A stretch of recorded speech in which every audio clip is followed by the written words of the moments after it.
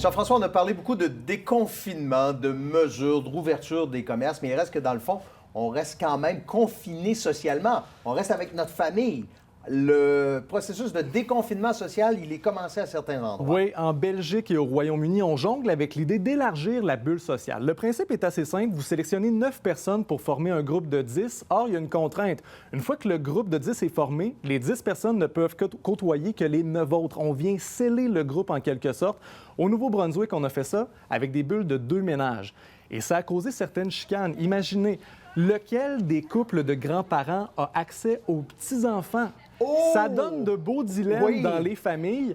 N'empêche, pour les autorités, l'idée, c'est vraiment de trouver l'équilibre entre limiter les contacts et briser l'isolement social. Ça représente un beau défi. Il y a aussi la question d'aller dans les commerces avec le fameux masque. On le porte ou on le porte pas. C'est au choix encore du public. Mais il y a une grande chaîne aux États-Unis qui le rend obligatoire. À compter de lundi, tous les clients qui vont chez Costco aux États-Unis vont devoir porter un masque. C'est également le cas pour les employés.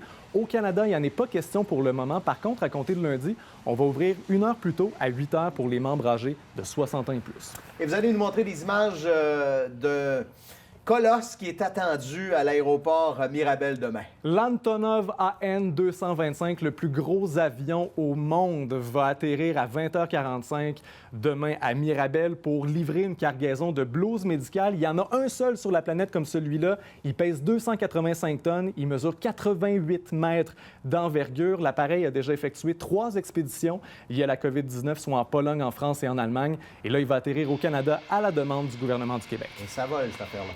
Merci, Jean-François. Au plaisir.